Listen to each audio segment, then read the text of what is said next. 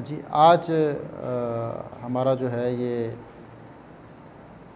5वां सेशन है या छठा सेशन है, नहीं सातवां है, 7वां सेशन है। ये 3 सेशन रह गए, 7वां सेशन है। तो आज हम जो ब्रीदिंग करेंगे, जैसा कि समात को बेहतर करने के लिए और मुख्तलिफ़ जो कानों के मसाइल हैं उनके हवाले से, कान बहते हों, कान बंद होते हों या कानों से पीप बहती हो या कानों के किसी भी किस्म के मसाइल हों, और बल्कि जो कानों के अंदर एक लिक्विड जो आपके बैलेंस आउट हो जाता है, जिसकी वजह से फिर आपको उठते बैठते चक्कर आते हैं। और अगर इस ब्रीदिंग को किया जाए, और ये ब्रीदिंग जो है आपके कानों के अंदर लिक्विड को भी बैलेंस करती है, और आपकी जो डायरेक्शंस का प्रॉब्लम हो जाता है, क्योंकि जो वर्टिगो होता है जिसमें आपकी जो कानों के अंदर लिक्विड है, जब वो डिसबैलेंस होता है तो फिर आपकी डायरेक्शंस का जो है वो एक सिस्टम होता है जो डिस्टर्ब हो जाता है। फिर आपको जैसे ही आप चेहरे को घुमाते हैं या किस तरफ उठते बैठते हैं तो फिर आपके जो है वो दिमाग चकराता है, आपको उठते बैठते चक्कर आते हैं, मूवमेंट करते चक्कर आते हैं। तो ये बेहतरीन एक ब्रीदिंग है जिसका नाम है करण रोगांतिक प्राण।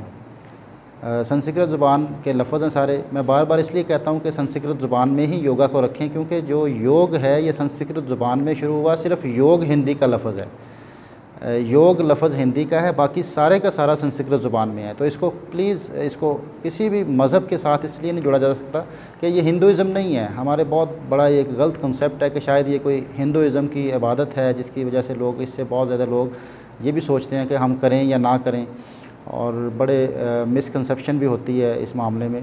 तो याद रखिएगा कि संस्कृत ज़ुबान में ये सारा है। इसको आप भी कोशिश करें कि इसको संस्कृत ज़ुबान को इस्तेमाल किया करें, क्योंकि संस्कृत ज़ुबान जो है ये आपके जो हमारे इधर पंजाब में टेक्सला यूनिवर्सिटी है, ये टेक्सला नहीं है, ये टेक्शीला है। टेक्शीला संस्कृत ज़ुबान का लफ्ज़ है। तो इस खित्ते में संस्कृत ज़ुबान बोली जाती थी पुराने वक्तों में, पुराने दौर में। ये यूनिवर्सिटी बाकायदा संस्कृत ज़ुबान की यूनिवर्सिटी थी, क्योंकि इसका नाम भी टेक्शीला रखा गया, संस्कृत ज़ुबान में इसका नाम रखा गया। और योग की सबसे पुरानी यूनिवर्सिटी टेक्सला यूनिवर्सिटी है। आजकल टेक्सला कहते हैं उसको, लेकिन टेक्शीला, याद रखिएगा, इसका नाम टेक्शीला यूनिवर्सिटी था। और जो इस योग के हवाले से इसकी जो है वो सारी तालीमात यहाँ पे, बुद्धा की भी तालीमात इधर से ही हैं, और यहीं पे उसकी बहुत सारे पॉइंट्स भी हैं जहाँ पे उन्होंने बाकायदा बैठ के मेडिटेशन की है। बुद्धा ने बहुत सारी ऐसी जगहें यहाँ मौजूद हैं जहाँ पर ये सारा उनका प्रोसेस हुआ, योग को मॉडर्न करके पेश किया गया। ये जब बुद्धा से पहले इतना मॉडर्न योग नहीं था, इतना वो इफ़ेक्टिव योग नहीं था। उससे पहले शुरू तो हो चुका था, लेकिन बुद्धा ने जो है उसको मुकम्मल किया, इसको मॉडर्नाइज़ किया, और बुद्धा ने इसको जो है वो इसके अंदर ब्रीदिंग्स को शामिल किया। ये बड़ी एक मैं आपको काम की बात बता रहा हूँ कि बुद्धा से पहले जो योग होता था वो सिर्फ पोजेस होते थे, उसमें ब्रीदिंग का कंसेप्ट नहीं था, उसमें किसी किस्म की कोई ब्रीदिंग का कोई कंसेप्ट नहीं था, और सिर्फ कोई पोज बना के उसमें ठहर जाते थे। और ब्रीदिंग के अलावा जैसे टेक्निक्स, सांसों की टेक्निक्स हैं, जो प्राणायाम है, ये सारा का सारा बुद्धा की तरफ से मिला है योग को। योग में इससे पहले प्राणायाम नहीं था। तो अभी जो हम करण रोगांतिक प्राण करने लगे हैं, तो इसका भी सारा ताल्लुक़ बुद्धा के साथ है। और ये बेहतरीन ब्रीदिंग जो है, करण कहते हैं संस्कृत ज़ुबान में कान को। जितने भी पोजेस हैं, जितने भी ब्रीदिंग्स हैं, जितने भी मुद्राज हैं, अगर आपको संस्कृत ज़ुबान आती हो तो आपको पता चल जाएगा कि उसी मुनासबत से नाम रखा गया है। जो आपने करना है, जो चीज़ आपने करनी है, उसी मुनासबत से उसका नाम रखा गया है। अगर कोई पोज़ करना है तो उसी मुनासबत से उसका नाम संस्कृत ज़ुबान में रखा गया है। हम उसको ट्रांसलेट भी कर सकते हैं उर्दू में, कोई मुश्किल नहीं है। और जो हमने मॉडर्न योग जो लेके आए हैं, जो हम इंशाल्लाह, ये भी मैं बार बार ये कहता हूँ कि हम ये रवायती योग कर रहे हैं। मैं बार बार ये कहता हूँ कि हम ये रवायती योग कर रहे हैं। ये एक ट्रेडिशनल योग जो पुराने ज़माने में चलता आ रहा था, ये उसको हम लेके चल रहे हैं। लेकिन आज के जदीद दौर में, जदीद जिद्दत के दौर में, हम इसको जो मॉडर्न योग है उसको हम इंशाल्लाह इसके बाद अगला कोर्स जो हम करेंगे वो मॉडर्न योग का कोर्स है। क्लिनिकल योग है, मुख्तलिफ़ चीज़ें आपकी, फेशियल योग है। कल जैसे वो कोई बहन फेशियल योगा पे बात कर रही थी, तो हम आपको पूरा मार्मा पॉइंट्स, फेशियल योग में मार्मा पॉइंट्स होते हैं। फेशियल योग में आपके जो है वो कायाकल्पा का टेक्निक्स हैं, तो वो ये सारी चीज़ें हम डिस्कस करेंगे। लेकिन ये स्टेप बाय स्टेप, जैसे मैंने कल भी रिक्वेस्ट की थी कि कोई भी स्कूल जो होता है उसकी क्लासरूम का कुछ डिसिप्लिन होता है। क्लासरूम में अगर आप हर चीज़ को मुख्तलिफ़ चीज़ों को आप पढ़ना शुरू कर दें, या मुख्तलिफ़ आप जैसे आप पहली क्लास में हैं तो आपको 10वीं क्लास की किताब अगर मिल जाए तो आपको उससे फ़ायदा कोई नहीं होगा। तो इसको स्टेप बाय स्टेप हम लेके चलेंगे इंशाल्लाह। अब आपने अगर इस क्लास को ज्वाइन किया है तो इंशाल्लाह हम इस पूरे कारवां को आगे लेके चलेंगे, लेकिन स्टेप बाय स्टेप। तो अभी का करण रोगांतिक प्राण हमने करनी है। करण रोगांतिक प्राण जो है उसमें एहतियात ये बताई जाती है कि हाई ब्लड प्रेशर वाले ना करें, लेकिन मैं आज आपको एक ऐसी टेक्निक बताऊंगा कि हाई ब्लड प्रेशर वाले भी कर सकते हैं। उसमें टेक्निक अगर वो उसको समझ लिया जाए तो फिर उसको भी फ़ायदा होगा, क्योंकि अब जिसका हाई ब्लड प्रेशर होता है तो इसका मतलब फिर योग तो उसके लिए जो है वो नहीं है। उसके कानों का अगर कोई मसला बन गया है तो फिर उसको हम ये कहेंगे कि अभी आपके लिए तो योग नहीं है, क्योंकि आपका हाई ब्लड प्रेशर होता है तो आप करण रोगांतिक प्राण नहीं कर सकते। अब करण रोगांतिक प्राण करने की थोड़ी सी गलती लोग ये करते हैं, एक तो बहुत ज़्यादा प्रेशर देते हैं, बहुत ज़्यादा प्रेशर दे के और बार बार उसको रोक के रखते हैं। हालांकि इसमें रोकना नहीं होता, सांस को बिल्कुल रोकना नहीं होता। आपने लंबा गहरा सांस लेना है। आप एक हाथ से भी अपने नाक को बंद कर लें सांस को लेके, और फिर नाक के ज़रिए उसको निकालने की 2-3 दफ़ा कोशिश करें, बहुत हल्के से, बहुत ज़ोर से नहीं झटका देना, लेकिन सांस को निकलने नहीं देना।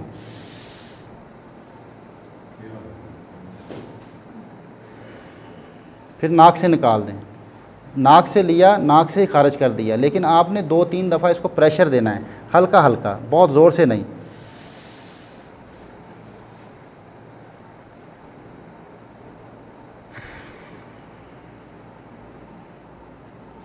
ये इसकी एक आम शक्ल है।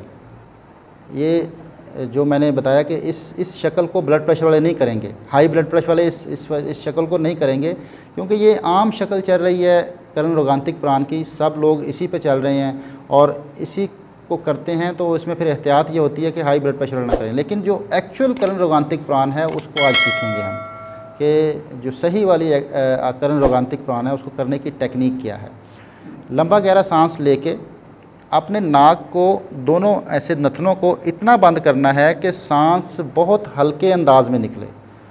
आपका सांस रुकना नहीं चाहिए, बल्कि योग ये कहता है कि अगर सांस को जितना स्लो निकालेंगे वो ब्लड प्रेशर का इलाज है। जिनको हाई ब्लड प्रेशर का प्रॉब्लम है ये उनका इलाज हो जाएगा। कानों का इलाज तो होगा ही, साथ में आपका हाई ब्लड प्रेशर का इशू भी ख़त्म हो जाएगा। आप एक टेक्निक को समझ लीजिए कि एक सिंपल ये एक टेक्निक है कि जब भी किसी का बीपी शूट करता है या बीपी का इशू है उसको, तो वो अपने सांस को निकालते हुए जितना लंबा निकालेगा, रिदम में, रोकेगा नहीं, रोक रोक के नहीं निकालना। एक सांस रिदम में निकल रही है, लेकिन उसका निकलने में, सांस निकलने में वो लंबा ड्यूरेशन करे, जितना उसको लंबा कर सकता है, तो उससे उसका बीपी नीचे आना शुरू हो जाता है। तो अब दोनों फ़ायदे हो गए, एक तो कानों का फ़ायदा भी हो गया और साथ में बीपी का भी फ़ायदा हो गया। अब मैं आपके सामने करूँगा थोड़ा सा इसको डिटेल में। तो नाक को मैं हल्का सा, अपने दोनों नथनों को हल्का सा बंद करूँगा और फिर नाक के ज़रिए से सांस निकलता रहेगा आहिस्ता आहिस्ता।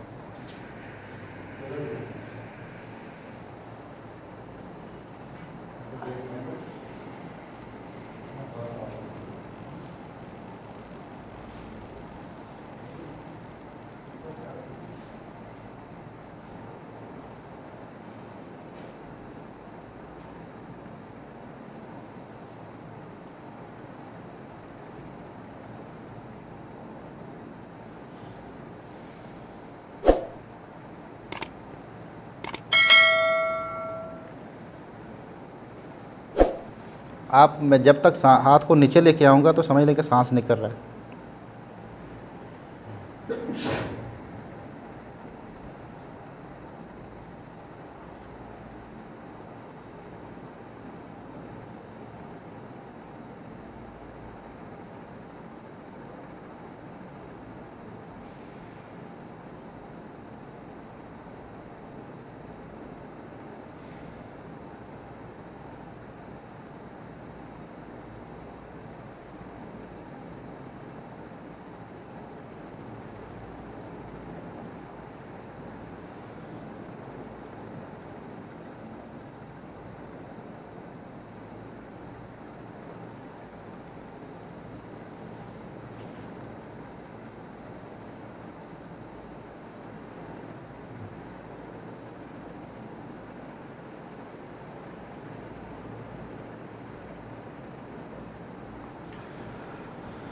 तो ये करते हुए कानों पे प्रेशर रहना चाहिए।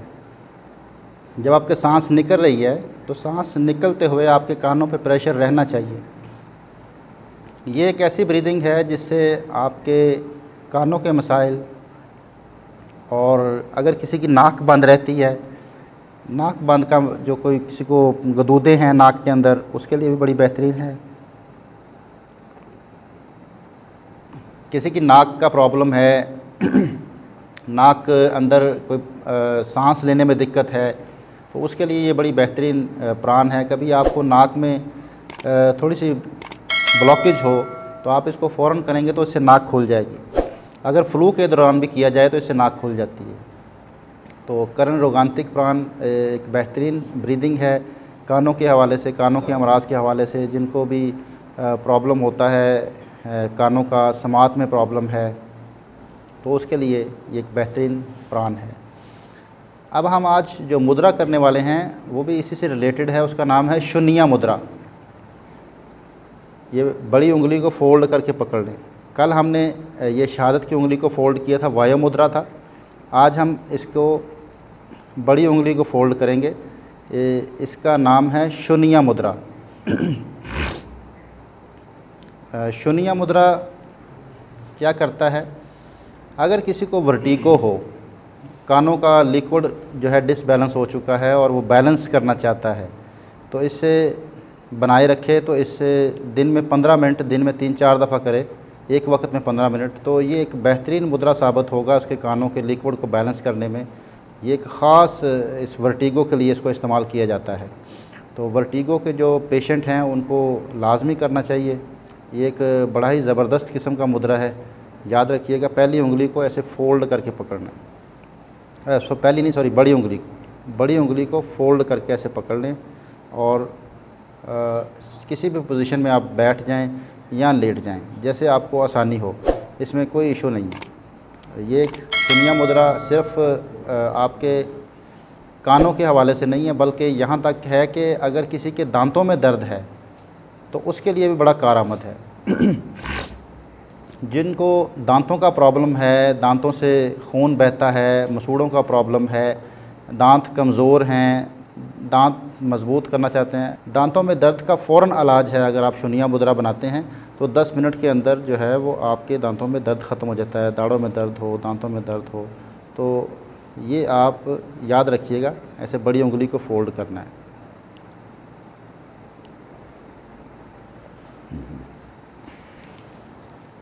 तो ब्रीदिंग, कर्ण रोगांतिक प्राण हमने की आज, और शून्य मुद्रा किया। आज हमने जो पोजेस करने हैं,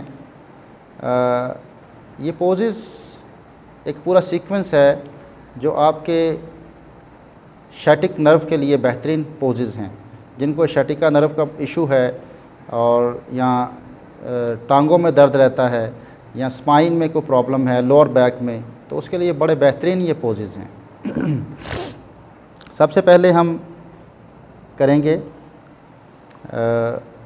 एक पोज जिसका नाम है, लोग इसको पढ़ते हैं अश्व संचलन आसन। ये इसका नाम नहीं है, अश्व संचलन आसन इसको कहते हैं। और इसकी फिर कुछ वेरिएशंस भी हैं, वो भी करेंगे। ये पहला पोज है।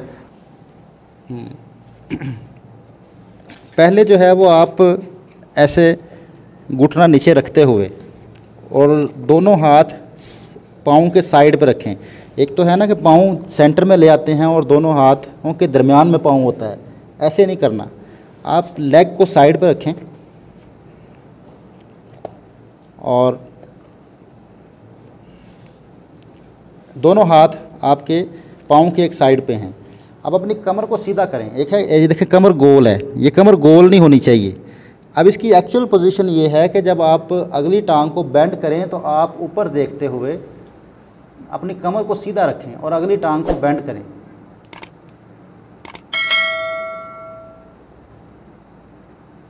बाजू सीधे, ऊपर देखिए, कमर सीधी कीजिए। कमर अगर गोल है तो फिर ये अश्व संचलन आसन नहीं हो सकता।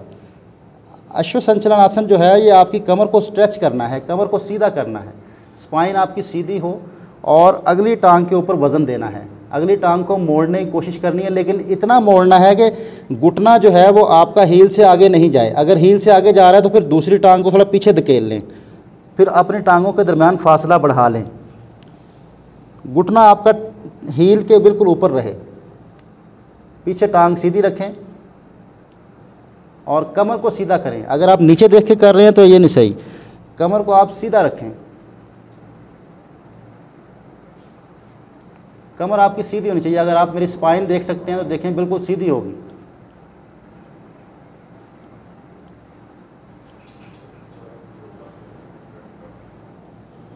फिर वापस आ जाएं।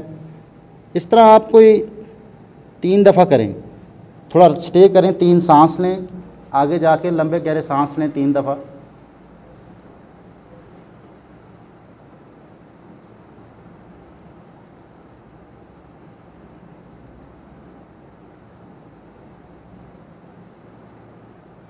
फिर वापस एक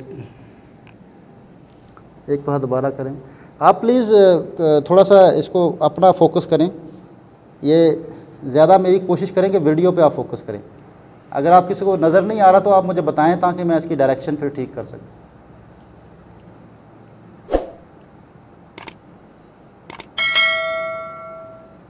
कमर को ऊपर खींचें, सीने को उठाएं ऊपर।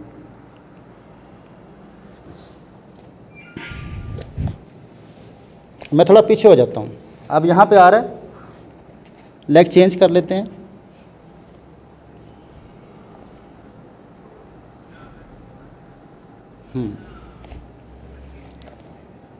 नहीं, मैं स्पाइन दिखा रहा था आपको, मैं आपको स्पाइन दिखा रहा साइड से। ये साइड से स्पाइन नज़र आए ना आपको, तो ये देखें स्पाइन सीधी होनी चाहिए। अगर ऐसे गोल है तो फिर नहीं, स्पाइन सीधी होनी चाहिए।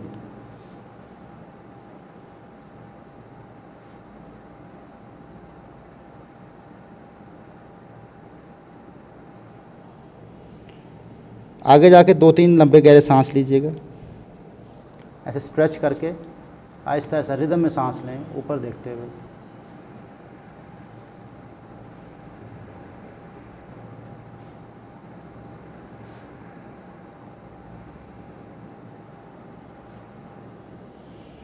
अच्छा, ये जी इसकी तैयारी है, शुरू में किया है, लेकिन जो एक्चुअल अश्व संचलन आसन है वो ये है कि आपका पीछे वाली टांग ऐसे सीधी होनी चाहिए, नीचे नहीं लगानी, घुटना नीचे नहीं लगना चाहिए। इस पोजीशन में आप कमर को सीधा करें।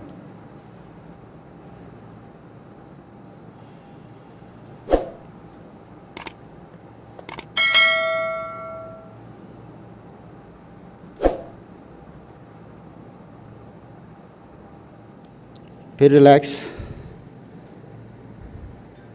अपने पंजे के ऊपर पीछे वाली टांग को पंजे पे ला के अपनी टांग को सीधा करके और आगे वाली टांग पे वज़न दें और कमर को सीधा करें।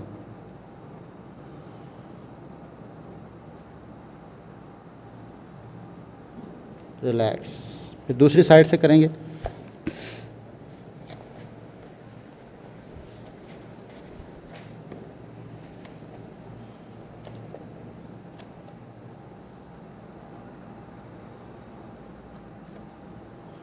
देखें मेरे घुटने को हील के बिल्कुल ऊपर होगा।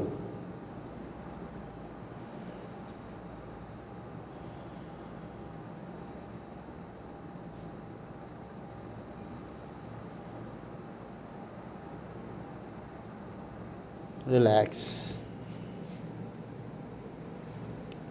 दोबारा से करेंगे।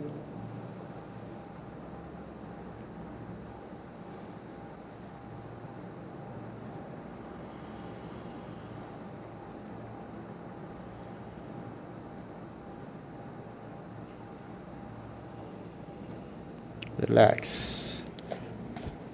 ओके जी, अभी हम जो इसकी अगली शक्ल करेंगे उसको कहते हैं परिवर्त अश्व संचलनासन। परिवर्त जो है वो घूमने को कहा जाता है, रिवॉल्व, उसको परिवर्त कहते हैं संस्कृत ज़बान में। तो अभी हम इसको ख़ास समझ के कीजिएगा, ये बड़ा ही टेक्निकल है और इसके फ़ायदे बहुत ज़्यादा हैं। उसी तरह पहले की तरह आप बल्कि मैं दूसरी टांग आगे लेके आता हूँ ताकि आपको नज़र आए। घुटने को नीचे रखिएगा,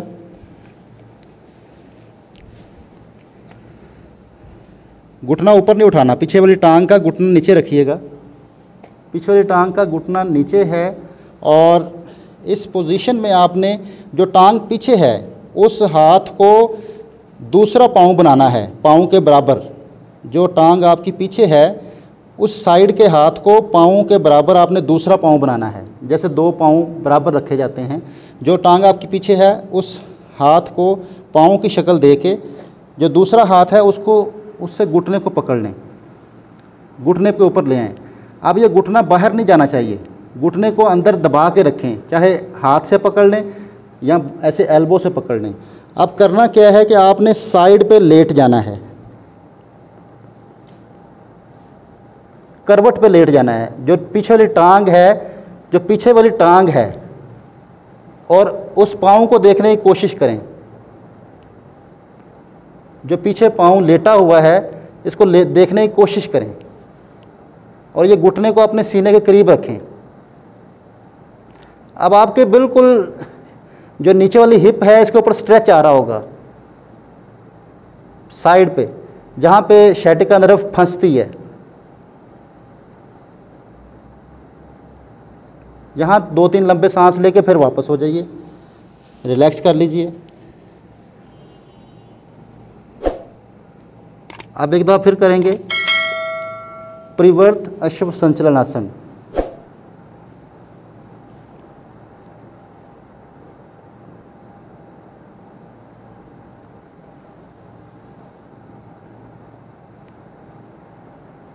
आपकी जो नीचे वाली टांग है उसकी साइड टच होनी चाहिए मैट के ऊपर, साइड।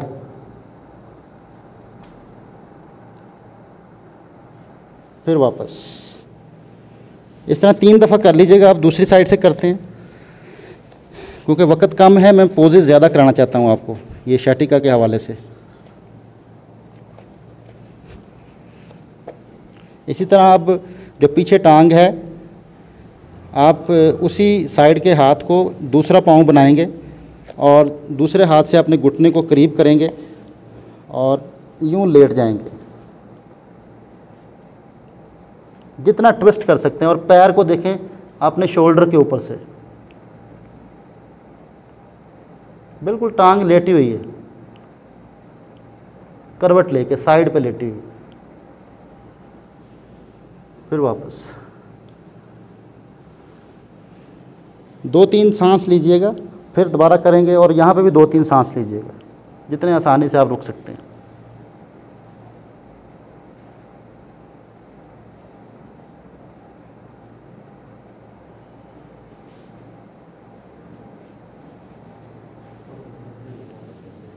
रिलैक्स। अब एक छोटी सी इन्फॉर्मेशन भी शेयर करना चाहता हूँ। पूरे योग में जितने भी आसन हैं उनकी मुताबिकत से उनके नाम रखे गए हैं, इंग्लिश में भी। ये वाहिद पोज है जिसका संस्कृत ज़ुबान में जो मतलब है उस मतलब के हिसाब से इसका नाम नहीं रखा गया। ठीक है, अब मैं आपको दोनों चीज़ें बताऊंगा। आपके असल में ये सारी चीज़ें मैं डिस्कस इसलिए करता हूँ कि आपके पास ये सारा इल्म होना चाहिए कि पोजेस के पीछे थ्योरी क्या है, हिस्ट्री क्या है इसकी। जैसे मैंने बताया था कि जो वीर बहादुर के आसन हैं ये 20वीं सदी में योग में शामिल किए गए, उससे पहले नहीं थे ये। और जिसने शामिल किए थे उसका नाम था नील्स बोख। याद रखिएगा, ये आप सर्च करेंगे आपको पता लग जाएगा। नील्स बोख नाम था उसका और डेनमार्क का था वो। ये वाहिद आदमी था जिसने दुनिया में पहली दफ़ा फ़िज़िकल एजुकेशन को शुरू किया। इसने यूनिवर्सिटी बनाई थी फ़िज़िकल एजुकेशन की। इसलिए ये एक जो हम आज ये फ़िज़ियोथेरेपिस्ट जो हमारे हैं लोग जितने भी, इसने बुनियाद रखी थी इस शख्स ने कि एक फ़िज़िकल थेरेपी के ज़रिए भी इलाज किया जा सकता है। तो इस शख्स ने योगा में ये पोजेस शामिल कराए थे वीर बहादुर के। तो ये योगा का हिस्सा नहीं थे और ये 20वीं सदी में शामिल हो गए। अब जो हमने पोज करना है इसका नाम है उत्थन पृष्ठ, उत्थन पृष्ठ आसन। अब संस्कृत ज़ुबान में इसका मतलब जो बनता है, इसका इंग्लिश में जो नाम रखा गया है ना, मुझे समझ नहीं आती कि इसका इंग्लिश में नाम ये क्यों रखा गया है। मैं बड़ा सोचता रहता हूँ कि ये एक वाहिद पोज़ है योग के अंदर कि इसका जो गोरों ने नाम रखा वो पता नहीं क्यों उसका नाम इन्होंने गलत रख दिया, ट्रांसलेट नहीं सही हुआ शायद, या कोई पता नहीं, मेरी वल्लाह आलम। उत्थन का मतलब होता है स्ट्रेच करना। संस्कृत ज़ुबान में उत्थन कहते हैं खींचने को, किसी भी चीज़ को खींचना। और जो पृष्ठ है इसका दो मतलब हैं, मैं दोनों ही पेश करूंगा, फिर भी ये उसके मुताबिकत में नहीं जाता। पृष्ठ कहते हैं एक सफ़े, किताब के एक सफ़े को ऐसे पलटना, ये पृष्ठ है। संस्कृत ज़ुबान में पृष्ठ कहते हैं पेज चेंज करना, अगला पेज लेके आना, या दो सफ़ों के दरमियान फासला रखना, फासला पैदा करना। पोज के हिसाब से तो बिल्कुल ये मतलब है, और जो दूसरा मतलब है वो भी पोज के हिसाब से बिल्कुल, जैसे मैंने शुरू में कहा कि संस्कृत ज़ुबान के जितने नाम योग के अंदर रखे गए हैं वो पोज की मुताबिकत से रखे गए हैं। और पृष्ठ का दूसरा मतलब है कमर को खींचना, आपकी जो कमर है उसको स्ट्रेच करना। उत्थन पृष्ठ आसन, अपनी कमर को स्ट्रेच करना, इसका नाम ही कमर को स्ट्रेच करना है। तो इंग्लिश में इसको कहते हैं छिपकली का पोज, लीजर्ड आसन, लीजर्ड पोज कहते हैं। ये छिपकली किसी तरह से बनती नहीं है।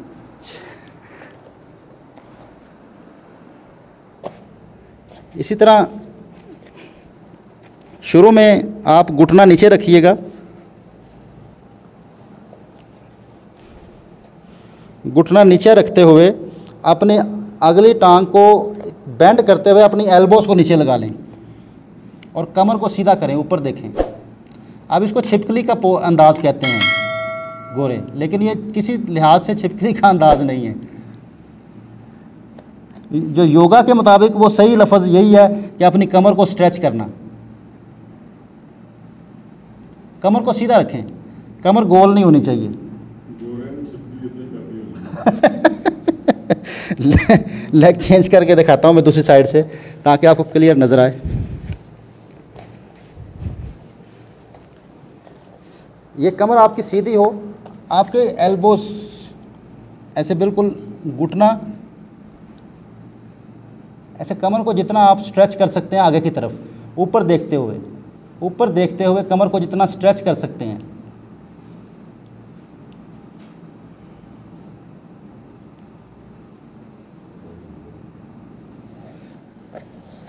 अब मैं दूसरी साइड से दोबारा करूंगा। इस तरह भी आप कर सकते हैं कि एक 1 बाय 1 भी कर सकते हैं ताकि एक को रेस्ट मिल जाए। कमर को सीधा रखते हुए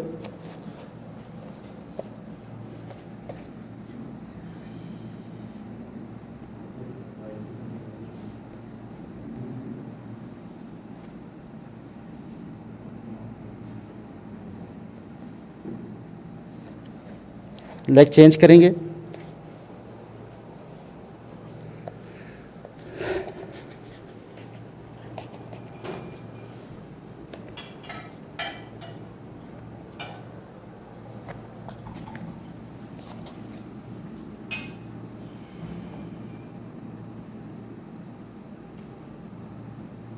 सीना उठा के रखिएगा।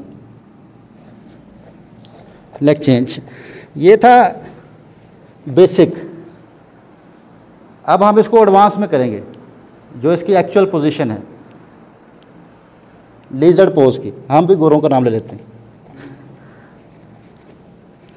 उसमें घुटना ऊपर उठाना है, पीछे वाला, पंजे पे आके टांग को सीधा करते हुए इस पोजीशन में है, कमर सीधी करें।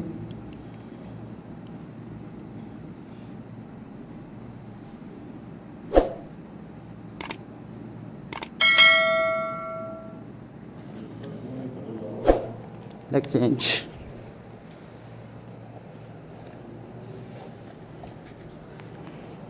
पीछे वाले पंजे पे और लेग को सीधा करते हुए एल्बोज नीचे रखें और देखें मेरी कमर सीधी है, चेक करें ज़रा, टांग बिल्कुल स्ट्रेट होनी चाहिए।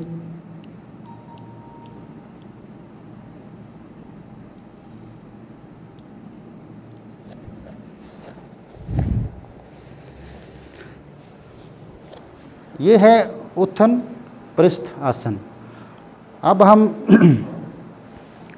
कपूत आसन करेंगे। कपूत का मतलब ही कबूतर है, गोरे ने इसका नाम सही रखा है, पिजन पोज। कपूत संस्कृत ज़ुबान में कबूतर को कहते हैं।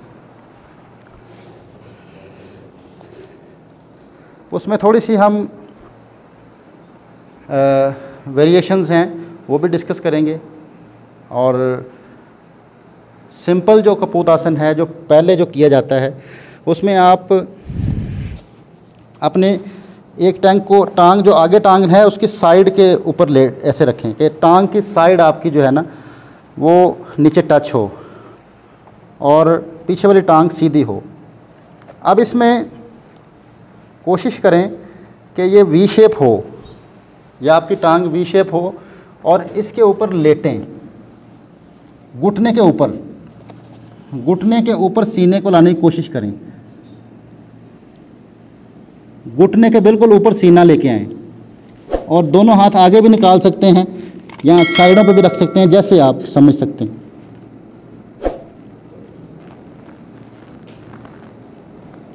पीछे टांग सीधी हो, सांस लेते रहिए।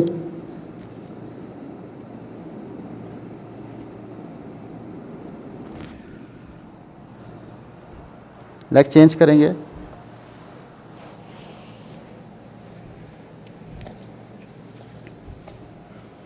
पीछे टांग सीधी करके लिटाइए और घुटने को सीने के नीचे लेके आइए और इसके ऊपर यूँ लेटिए, घुटने के ऊपर।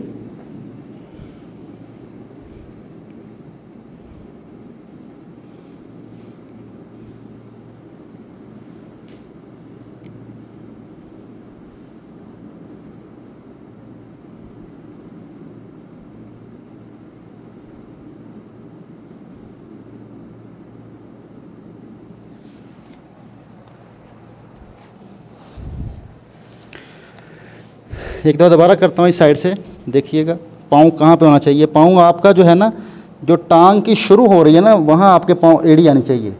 जहाँ से पीछे वाली टांग शुरू हो रही है, आपका हिप जॉइंट जो है, यहाँ आपकी पाँव की एड़ी आनी चाहिए। और ये सीना जो है बिल्कुल आपके ये घुटने के ऊपर आ जाए और इसके ऊपर लेट जाइए और बॉडी को सीधा करें, बॉडी को बिल्कुल उल्टा करें, पैरेलल बिल्कुल।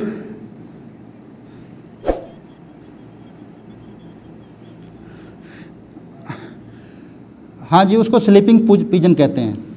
अगर आप बाजू सीधे खोल लेते हैं, ये स्लीपिंग पिजन है। हाँ जी, पिजन आराम कर रहा है।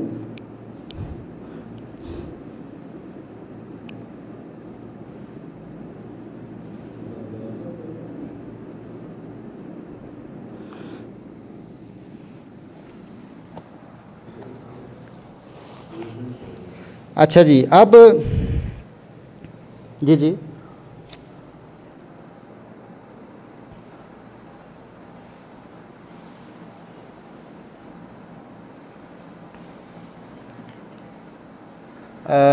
दोनों तरह ही इफ़ेक्टिव है, लेकिन इसमें अगर आप टेक्निक समझ जाएं तो हाथों का तो अमल दखल है ही कोई नहीं इसके अंदर। वो तो सिर्फ एक स्पोर्ट है, लेकिन इफ़ेक्टिव जो है वो ये है कि आपकी कमर बिल्कुल सीधी होनी चाहिए। अगर आप ट्विस्ट में हैं कमर आपकी, तो फिर वो नहीं, उसका फ़ायदा नहीं होगा।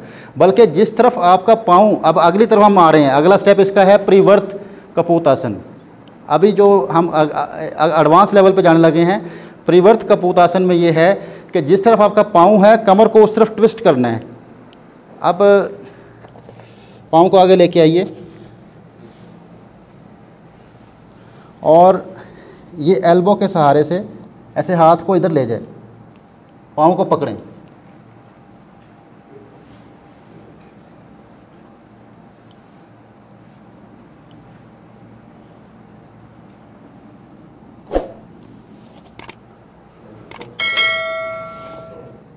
फिर दूसरी साइड से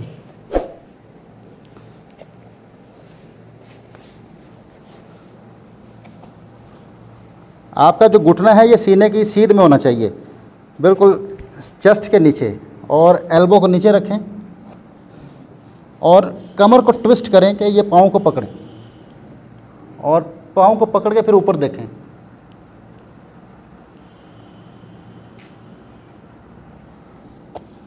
थैंक यू। इसको कहते हैं प्रिवर्त कपूत आसन। आज बिल्कुल जी, जो ट्विस्टिंग पोज होते हैं वो किडनी को अफेक्ट करते हैं, किडनी को फ़ायदा पहुंचाते हैं। जितने ट्विस्टिंग पोज हैं वो सफाई के निज़ाम को बेहतर करते हैं, जितने ट्विस्टिंग पोज हैं वो आपके जिस्म से फुजला खारिज करते हैं।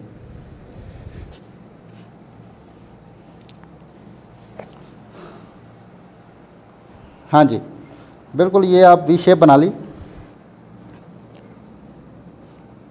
तो ऐसे पूरा ट्विस्ट ला के ऐसे एल्बो नीचे रखें और हाथ से अपने पाँव को पकड़ लें और फिर ऊपर देखें।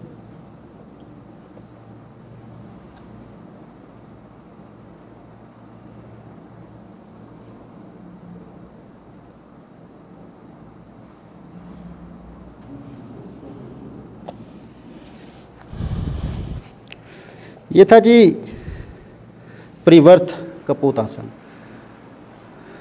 अब हम करेंगे राज कपूत आसन।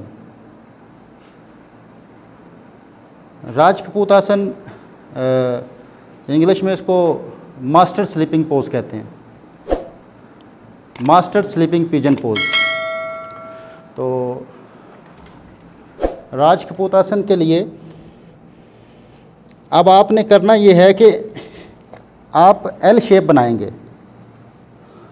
आपका जो घुटना है ये इसकी लाइन में आप अपनी लेके आएंगे, इसको एड़ी को, जो हम एक टेक्निक बताते होते हैं कि घुटने के बिल्कुल लेवल पे आपकी एड़ी रहनी चाहिए। अब आप इस तरह लेटेंगे कि आपका जो ये पाँव वाला शोल्डर है ना, कोशिश करनी है कि इसको इसके साथ पाँव के साथ टच करें। इस पे लेटना तो बहुत आसान है, ये घुटने के ऊपर लेटना तो बहुत आसान है और इसका फ़ायदा नहीं होता। इसका फ़ायदा तब होना है जब आप इसके ऊपर लेटेंगे इस तरह।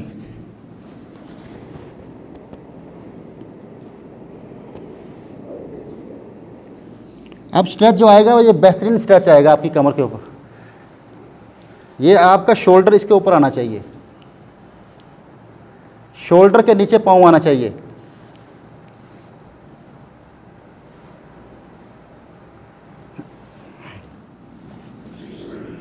ये thank you ji, thank you.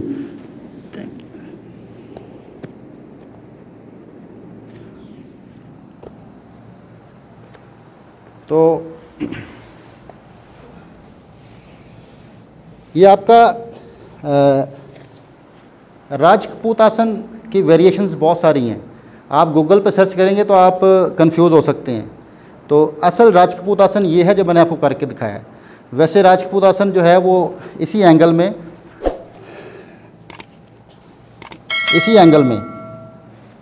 आपको ऐसे कहते हैं कि आप अपनी कमर को बैक बेंड करें, तो ना कीजिएगा वरना कमर ठीक ख़राब हो जाएगी। ये जो हम शैटिका नर्व के लिए कर रहे हैं बजाय फ़ायदे के नुकसान होगा। इससे शैटिका नर्व ख़राब होती है। जब आप ऐसे हाथों को ऊपर की तरफ खींचते हैं, अपने सीने को ऊपर देखते हैं, तो इससे शैटिका नर्व ख़राब होती है।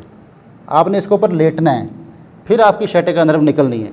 जब आप पीछे को प्रेस करते हैं तो वो और प्रेस हो जाती है।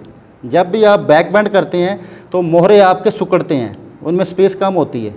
तो आपने बैक बेंड नहीं करना। किसी भी जिसको शैटिका का प्रॉब्लम है उसने अपनी कमर को पीछे नहीं झुकाना। तो इसमें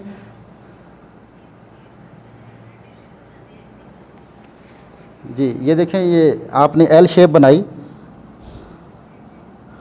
अब आपका जो शोल्डर पाँव वाला है ये इसके ऊपर, पाँव के ऊपर आए, इस तरह लेटना है आपने।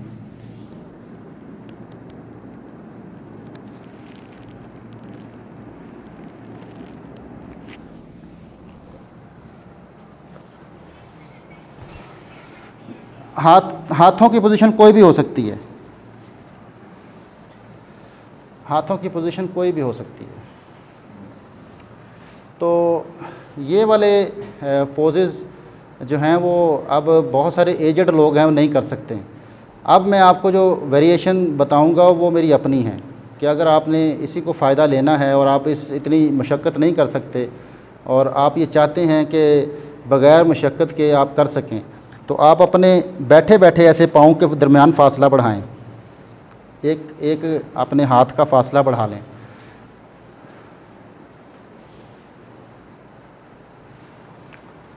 इतना फासला बढ़ा लें आप, ठीक है जी। अब कमर को सीधा रखते हुए अपने ये पाँव आपका सीने के सामने हो, ये पाँव आपका सीने के सामने हो, और जिस तरफ sciatica नर्व प्रेस है उस पाँव को आगे रखिएगा। जिस तरफ आपके टांग में दर्द है उस पाँव को आगे रखिएगा और कमर को सीधा रखते हुए आगे बढ़िए। इसके ऊपर लेके आइए सीने को,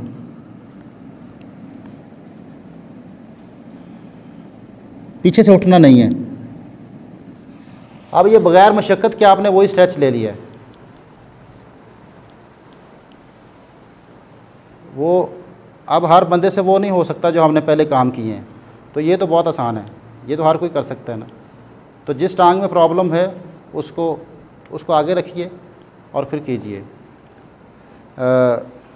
दोनों साइडों से भी कर सकते हैं। अगर किसी की टांगों में दर्द रहता है, sciatica नर्व का प्रॉब्लम नहीं भी है तो कोई मसला नहीं। अगर टांगों में दर्द रहता है तो फिर भी आप इस पोज़ को कर सकते हैं। ये टांगों की दर्द के लिए भी बड़ा बेहतरीन माना जाता है।